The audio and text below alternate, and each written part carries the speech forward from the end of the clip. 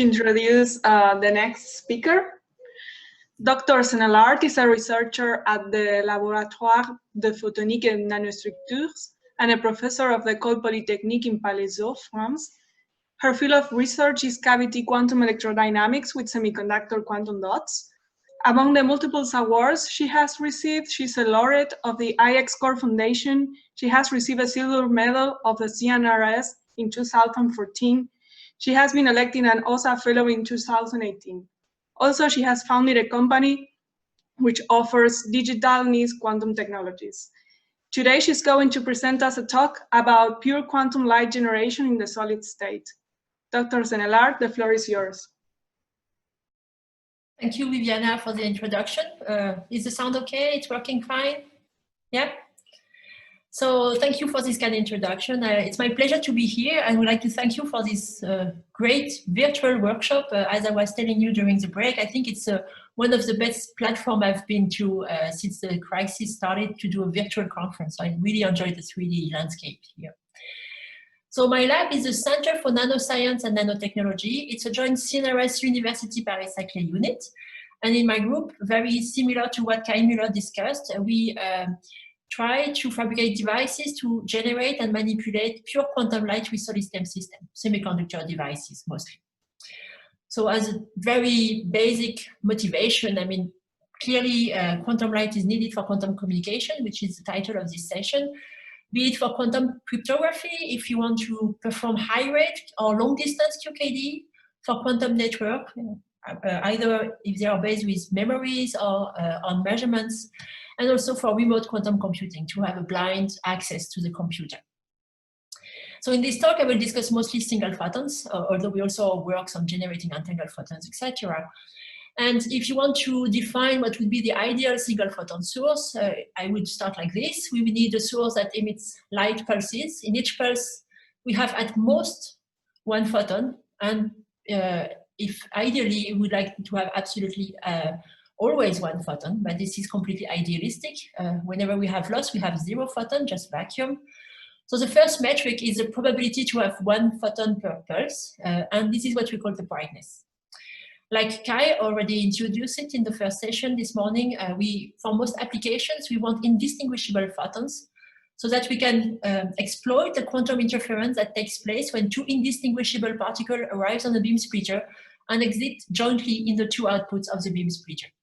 So this indistinguishability that we are looking for means that we want a pure quantum state. And now if you remember that I'm trying to do that in a solid state system, this puts a strong requirement on our system, a strong degree of control, because it means that we need a unitary evolution of our 2-level system before it emits light. So in the next few slides, I will summarize the progress we've done over the last few years that defines now the key ingredients that we have in our technology to have it work. And then I will present 2 recent results. So the first key ingredient that we exploit is, of course, a semiconductor quantum dot. So it's an indium gallium arsenide quantum dot in gallium arsenide barriers. And this system has been known to emit single photons for the last 2 decades now. We include the quantum dots at the center of a cavity with a technique that we developed in 2008. The cavity is a micropillar. We have 2 mirrors surrounding the lambda cavity, and the shape of the pillar confines the field in the lateral direction as well. With this cavity, we exploit cavity quantum electrodynamics in the weak coupling regime to make sure that the quantum dot emits mostly its single photon in a single mode. The coupling to the mode, the probability that the quantum dot emits a single photon in the mode, is given by this ratio between the acceleration of spontaneous emission Fp divided by Fp plus 1, which with a moderate Purcell factor, for instance of 10, can give a very high coupling to the mode probability. Then the source is not only defined by this parameter, but also by the probability that once the photon is emitted by the quantum dot into the cavity, it exits the cavity by the right output port in a mode that I can easily collect. And this is what we call the outcoupling efficiency, that is defined by the fraction of light that goes through the top over all the possible way for the light to escape. With this very 2 simple concept, two very simple concepts. In 2013, we could demonstrate a very bright source of single photons with a brightness of 80%, a record that we have not managed to beat in the community since. And indeed, this is quite a challenge to do better. But this was about single photon. They were slightly indistinguishable, but to have highly indistinguishable photon, like the one we need for quantum technologies, we needed additional ingredients. So the first ingredient that we needed is a tool to reduce charge noise of our environment. And for that, we introduced electrical contact.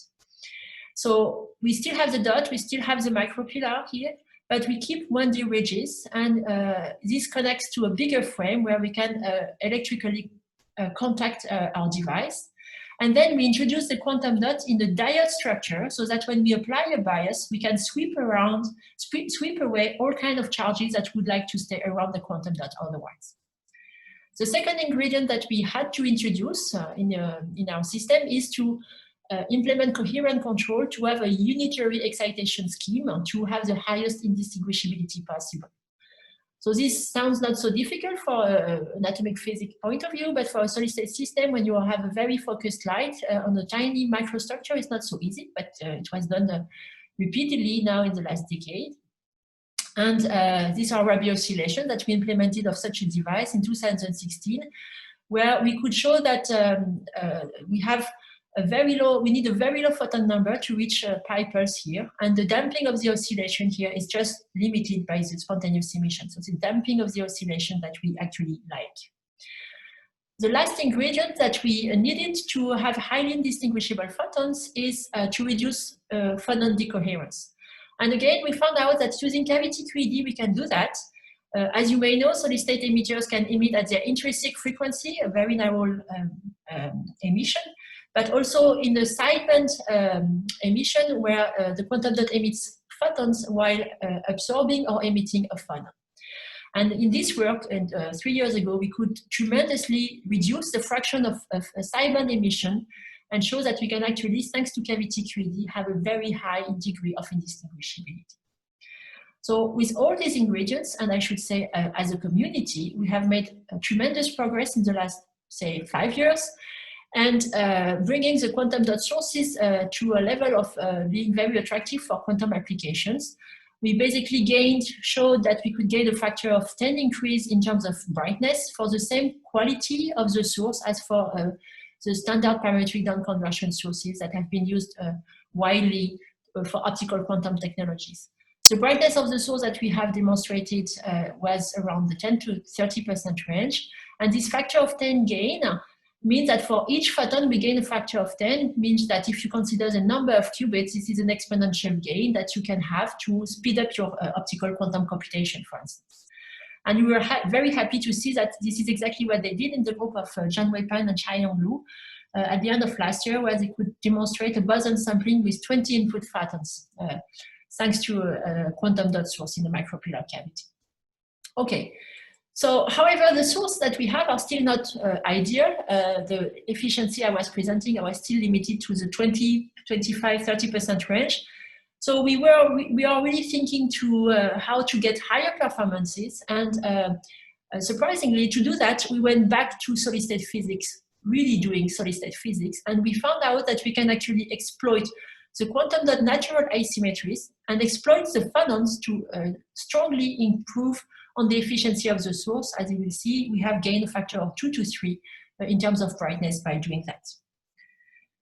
So what was the current limitation? As I said, we need to do resonant excitation to have highly indistinguishable photons, which means that basically we want to collect photons, single photons that are at exactly the same wavelength as the excitation laser. So to solve this problem, what has been done repeatedly in the community is to excite with one polarization the quantum dot. The quantum dot selection rules allows to have single photon emitted in the cross polarization. So we collect photon only in the cross polarization. This is typically the situation that we have when we use a charged quantum dot. If we have a hole, for instance, the optical selection rules are the following. Depending on the hole spin state, either you can excite with circular polarized light with right polarization or left polarization. By the way, these kind of optical selection rule is exactly what is at the core of spin-photon entanglement that is also very useful to generate photonic cluster state of light, etc. For just the generation of single photon, I can rewrite these optical selection rules in the linear basis. And here you see that when I implement this scheme, exciting V and collecting it H, I lose basically half of the single photons that are emitted, which means that if the cavity has an output coupling efficiency eta, then the brightness of my source will be limited to at best half of that. So this is of course a strong limitation. It was overcome very recently at the end of last year in the work again from the group of Chailonglu and Zhang Weipan in this work, where they used elliptical pillars. So their idea was to implement a polarized Purcell effect. They have a cavity with birefringence and they set the emitter resonant to one of the cavity mode. The scheme is the same, they excite along V, collect along H, but on this scheme now, they have strongly increased the rate at which H will take place. And with that, they could demonstrate a linear polarization degree of around 90%. With the output coupling efficiency of their source, they were able to demonstrate a first lens brightness of 60%. This is beautiful work. The only limitation of this scheme is that it's not compatible with spin-photon entanglement because it still relies on polarization selection, and this is exactly what we don't want if we want one day to use the same spin to generate photonic cluster state, for instance. So we chose to develop another approach, and the first ingredient that we considered is to turn phonons into a resource. And actually, the idea was published in a series of theoretical work. The idea is that we will use the acoustic phonons to obtain a very high occupation of the exciton of the quantum dot without losing on the indistinguishability. So basically, I start with my two-level system. I will excite slightly off resonance, detuned on the blue side. In the rotated frame, it means that I have my two states, the ground and excited state of the quantum dot that are detuned by the laser detuning. And then when I switch on the laser, I will dress these states. And the dressing of this state will push apart these two states with an energy difference that will be very compatible with the emission of phonons. So basically that state that is ground and here is excited, they become mixed. And if we look at the evolution over time of this system, we start with a system in the ground state of the quantum dot. When we switch on the laser, we dress the states that mix these two states, alpha and beta here, but there is phonon emission between these two states. And at the end of the pulse, if you choose the parameter well, you can end up with a very high probability of having your quantum dot in the excited state. Theoretically, what they could show is that if we look at the excitation, the occupation of the excited state of the quantum dot as a function of the pulse length, the black curve is a standard coherent control where we do resonant excitation with nice Rabi oscillations here. And when you use this phonon-assisted excitation, you can actually go to a very high population for large excitation power, close to unity. A more recent work published last year predicted that actually these schemes leads to the creation of a pure state of the Bloch sphere, and ends up predicting that the indistinguishability of the photon in this situation should be very close to 1. So this is the first ingredient that we studied, that we can indeed have a very high occupation probability of the state, although we are strongly detuned from the quantum dot resonance. And this is where I should underline that if you had a natural atom, this scheme cannot absolutely not work. You cannot reach a very high occupation probability just detuning your laser from a natrium in vacuum. So we studied this scheme, and here you can see the experimental measurement where we first do resonant fluorescence and observe the Rabi oscillation. And then we do a detuned excitation with various detuning using the phonon as a resource to create a high occupation probability on the quantum dot. And you see that our observations are very similar to a theoretical expectation. And we lose a little bit. We still can create an occupation probability, which is 85% the one that we can have with resonant excitation. So this is way better than the factor of 2 that I was discussing before with the scheme in cross-polarization. Our second ingredient, and I like very much this one, is to exploit the quantum dot natural asymmetry. So we decided to go back to a neutral quantum dot. The optical selection rules are very different, and to understand them, you need to go very deep in the details of the solid state physics, the band structure, etc. But if I want to summarize it, in this kind of structure, the first two excited states or two bright states are degenerate if the quantum dot has the D2D symmetry when they have this Morris-like shape here. In real life, the quantum dot most of the time don't have this kind of circular symmetry. Actually, there is a reduction of symmetry to C2V, like this slope here.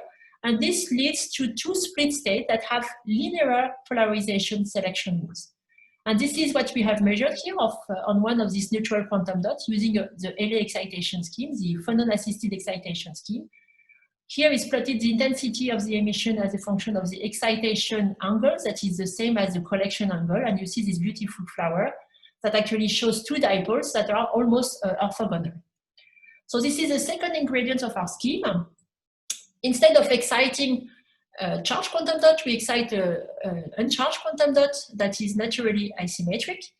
We will excite along one of the dipole polarizations here, detuned from the emitter using the phonon, in order to collect exactly in the same polarization direction. And when we do that, we can see that we have a very high degree of polarization. This is the spectrum recorded exciting along X, collecting along X or Y. And you see that we have a polarization degree of 99%. And actually, there is no fundamental limitation to how high this polarization degree could be. And you see that this is much more efficient than using a polarized cavity, where typically you have some practical limitation on the polarization degree, typically of 90%. So in our scheme, we use phonons, an unpolarized cavity, and polarized emitter. So then we checked that it is indeed true that we have the same kind of quantum purity in both excitation schemes. So we compare a neutral quantum dot in resonant fluorescence. We do second-order correlation, like Kai Müller presented this morning, to measure the single photon purity, and Hangul-Mondel interference to measure the single photon indistinguishability. Resonant fluorescence, phonon-assisted excitation, you see that the indistinguishability is exactly the same. There is a slight increase on G2, which is actually due to re-excitation that I can comment on if people want to know more. Just to underline that here we have absolutely no spectral filtering to remove any residual phonon psi-bond. If we do add a filter to remove the slight residual phonon psi-bond emission that we have, you see that both G2 and indistinguishability gets extremely similar and very high and close to 1. So with all these ingredients, we could actually demonstrate a very high efficiency in the single photon source, a brightness in the 40 to 50% range. So here is the first lens brightness plotted for different pulse durations and for different detuning of the excitation with respect to the transition. And you see that the smaller the detuning, the higher the brightness, and the longer the pulse, the larger the brightness. But most importantly, this brightness is in the 40 to 53% range. And this is measured on exactly the same sample on which we were operating before. And actually, early this year, we published a performance reproducibility study on these single photon sources. So we studied the sample and measured statistics on indistinguishability, efficiency, etc. And you see that on average, we had performances where the brightness was typically 12 to 15% for the same devices. And so we went from these kind of numbers to 40, 45, 50% brightness here. So we were very happy with this result. And it means that we now have more than 50% efficient source of highly distinguishable single photon. It should allow to boost further the number of qubits that people can manipulate. Now we found that with this number, now our source is no longer limited by many factors, the same factor as before. Now we need to work on the outcoupling efficiency. So we are now conducting an extensive study of our cavity losses and geometry to gain further maybe a few more, 10 more %. I'm optimistic it will happen soon. What we are also very happy with this scheme is that it's completely compatible with spin-photon entanglement. So with Kai Müller and John Finlay, we are in this FET-open project where we use this spin. We want to use the spin of our carriers to create a linear cluster state of light. And this excitation scheme is completely compatible with that. And I think that's the best news, actually, also on top of having higher performances. Okay, so now I will turn to the second part of my talk and show you that with our solid-state system, we've discovered that we can actually conduct textbook quantum optics experiments. And last year, we were able to demonstrate that we can generate pure quantum states in the photon number basis. So what is it about?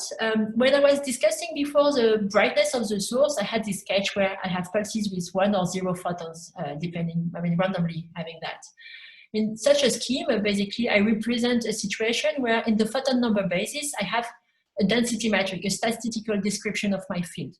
But do we generate that, or can we generate also a photon number superposition, a quantum state that has purity in the photon number basis, like the one is written here? So this is a question I'm addressing now. And there are situations where we know how to answer this question. For instance, for many years, quantum dots were operated with non-resonant excitation, where you excite with high energy, there is photon scattering that brings you to the ground state, and then you have emission of a photon. We know here that we generate a quantum statistical mixture of sometimes 0 photons, sometimes 1. What we could answer as a question, and we believe it's the first time it was answered for a natural atom in the optical domain, at least. When we do coherent control on a two-level system, when we have these Rabi oscillations, we know that we create in the atomic system a coherent superposition, a pure quantum state between the ground and excited state of the atom. The question we address now is that if this atomic superposition translated to the photonic state and generate a 0 and 1 coherent superposition. So to answer this question, we needed a tool to test this purity in the photon number domain. And for that, we just revisited the Hango-Mundell interference. So I go back to this scheme, very simple scheme, where we send 2 single photon Fock states on the beam splitter. And in practice, we should have, when we take the transfer matrix of a perfect 50-50 beam splitter, we have 4 terms here. The first and the last one correspond to this case where the photon exit together, and in the middle, the 2 terms correspond to a situation where each photon exits separately. And because of the indistinguishability of the 2 states that I consider here, these 2 terms cancel out. So in the traditional Hango-Mundell picture, we say we start with 1 atom in each output that exit together at both outputs in this kind of 2-0-0-2 state. Now I will revisit this Hango-Mundell interference, but not consider that I start with a 1 photon Fock state at the input, but I start now with this quantum superposition of 0 and 1. This is a pure quantum state in the photon number basis, with population P0 of vacuum and P1 of 1 photon, and a phase, a well-defined phase between the 2 states. Now I consider that I send 2 of these wave packets on the input of the beam splitter, and I just introduce a phase between the 2 arms just to be able to do some kind of interferometry. In this situation, when I take the transfer matrix of the beam splitter, the output state is more complicated. We still have these 2-0-0-2 terms that I was presenting before, and it is exactly what we are testing when we do correlations measurement between the 2 detectors at the output of the beam splitter. If the states at the output is just this one, then I can have never double clicks here. And this is what we test in the Hango-Mundell interference. But now I also have other terms where we have only vacuum, and terms here where we have also single photon components. And what is interesting in this single photon component is that its amplitude depends on the relative phase between the 2 input arms. So in practice, rather than measuring correlation between 2 detectors here, I just look at the single counts at the output of the beam splitter. These single counts at the 2 outputs of the signal, 2 output detectors, they should vary with phi and in opposite phase. And actually what this very simple picture shows is that it should vary in opposite phase with an amplitude that is given by P0, the fraction of the light wave packet, which is in the vacuum state. So this is a very simple picture with pure quantum state at the input. We can extend this simple model to account for non-perfect purity both in the frequency and the photon number basis. And we can estimate that when we do that, the output counts on the two detectors should still vary with phi in opposite phase here. But now the visibility of the oscillations will be governed by still the vacuum population of the state, but now also the square root of the purity of M, the purity in the frequency domain, or other way is called the indistinguishability. And also here, this is what I'm interested in here, the lambda square, the purity in the photon number basis. Which means that if I do this experiment and I observe phase-dependent oscillation in the single counts at the output of the beam splitter, it means that my system shows both purity in the frequency domain, M is not zero, and purity in the photon number basis. So we do this experiment in a very straightforward way. We just generate two photons wave packets from our quantum dots, send it on the beam splitter, split them. So we compensate for the delay of these two photons here so that they meet at the same time on the beam splitter. And here we just look at the counts at the output of the detector. So this is typically the situation we implement for a Hong-Mandel experiment. Because we are solid-state physicists, not atomic physicist people, we have a phase that builds up between the two arms, and in the next slide you will see that we just let it evolve. We didn't make the effort of stabilizing the phase, and we don't need it because we have a large signal and we can monitor the phase evolution and the signal evolution parallel. So we go back to this Rabi oscillation curve. I will now excite my atom and along this between the 0 and pi curve. And I will look at the single counts in the Hong-Mandel experiment like I just described before. So let's start at around pi/2 here. And what we observe here is the count rate at the different output here. And you see that these count rates do oscillate as a function of time. Time here just represents the fluctuation of the phase in our setup during the measurement time. When we increase the excitation power, we get closer to pi pulse, the population of the vacuum, P0 decreases, and we do observe a strong decrease of the visibility of the oscillations. Now, if we go to much lower excitation power, where the state is mostly in the vacuum state with a tiny fraction of 1, we observe a higher contrast still opposite in phase here. So from this measurement, we can tell that we have both purity in the photon number basis and in the frequency domain. So if we analyze the visibility as a function of the count rate, basically here we have a first, we know that this visibility here should depend on the indistinguishability. So in the same measurement run, just looking at the coincidences, we can extract M here, which was around 90% in this measurement. P0 is basically inverse correlated to the count rate here. This is proportional to 1 minus P0, which means that on this graph, I find the value that I'm interested in, this lambda square here at the origin here. And what we could find is that the purity in the photon number basis is very close to 1, which means that we do create quantum superposition of 0 and 1 photon. I should say that after this work, we were very happy to see that this kind of state that we were very happy to observe from a fundamental point of view are actually now considered as a useful resource for boson sampling experiments. Yelmer and Emma just published, I forgot to put the reference here, sorry for that, about about the complexity of what now he calls superposition boson sampling. A boson sampling where you exploit the quantum superposition of 0 and 1 photon. With this, I am close to, this is the conclusion. I just wanted to give you some references to what I've presented. So I've shown you that we have recently published a reproducibility study on our sources. This was published in ACS Photonic a few months ago. The phonon-assisted bright source should be on archive tomorrow or the next day. About fundamental quantum optics, this superposition of photon number was published last year, and I'm very happy to say that Carlos Santon and Juan Lodedo have pushed further this study, and there were much more interesting states could come, a very nice fancy state of entangled photon continuing on this scheme. And finally, I didn't have time to show it today, but I wanted to mention the work we've done with Aga Eisenberg from the university, the Hebrew University of Jerusalem, where we used our source to generate linear cluster state of light. With that, I want to acknowledge all the people in my group. On the photon-assisted excitation work, the work was highly, it was the work mostly of Sarah Thomas and Juan Loredo, with help of Marie Billard and Nathan Coste.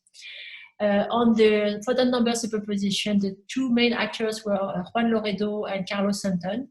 And nothing would be possible with the wonderful samples grown by Isabelle Sain, grown by Aristide Lemaitre, processing with help with Isabelle Sain, theory support from Alexia Oufem of C2N-CNRS in Grenoble, and my close collaborator for a long time, Loïc Lanco, Olivier Krebs, and Daniel Kimura. With this, I thank you for your attention.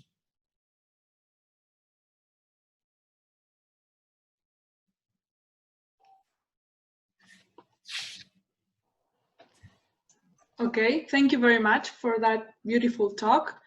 We will now invite the participants to pose some questions. So Harald Beinfurter will be the moderator. Harald? Okay, so the first question was whether you also performed some simulations on your experiments, and which software would you recommend in that case? Okay, so, well, thank you for this question. Actually, we have we have a young theoretician who just joined the group, who is doing a simulation is with exactly the same framework, I would say, that Kai Müller has been presenting. But we also have now with Alexia Oufem, she has with a new postdoc developed a beautiful model that allows to really calculate the state at the output and define the temporal mode, etc., which is not so trivial. I mean, if you want to understand, to model the spontaneous emission process with the excitation, etc., and really unravel the coherence in the photon number basis, this is not an easy work, and they managed to do that, and we should soon publish about that. Okay. Another question is whether this visibility, what you used to determine the purity, wouldn't be even higher, because I mean, don't you also have some contributions from inefficiencies of your detectors and losses in the whole system? So I think all the measurements we do are completely insensitive to the fact that our detectors are not, and our setup are not fully efficient. This is one of the big background that we have in this measurement. We have nice sources, but on the way we lose photons on the table, etc. So the values that we find are not related to the efficiency of the setup. What we've done recently, and we have submitted on arXiv recently a paper about that, I didn't have time to address that today. We have investigated how the multi-photon component, you see that our G2 is not 0, and to extract the single photon indistinguishability, so to correct from this G2, actually there were not so many papers considering what happens is the extra photon is of the same nature or not as the first one. And we did this study both theoretically and experimentally, and we find out that indeed the indistinguishability that we have is higher. I mean, that basically what's limiting right now our indistinguishability or the visibility of our Hongo model is mostly the imperfect single photon purity, and somehow pure dephasing, etc., is not so much a limitation. Okay. So we need to work on having lower G2, which is not so easy, but. Mm-hmm. Okay, another question is on this cluster state generation. I mean, which type of states are these? Are these GZ states like, or what cluster states are these? Oh, they are, GZ is not a cluster state, I would say. Is it?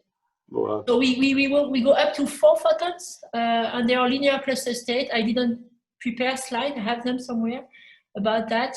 So the scheme we are implementing is using a time loop. So we send photon and we just have a beam splitter, and we play with the polarization before and after the beam splitter, and the photons are untangled successively, but they are in different time slots, and they exit the system in this kind of time tagged polarization linear cluster state, I would say. Without visual support, I cannot tell you much more than that. what is fun is that all this was done with a guy's group. They fabricated a box. Everything is a small box with fibers input and output. We just plug in our source and they could operate it from Jerusalem and do the measurement from there. It was fun. Okay. Remote experiments already. Yeah. Great. Okay, I don't see any more questions, but perhaps we then can meet in this meeting room afterwards. Okay. Thank you for the meantime. Thank you again.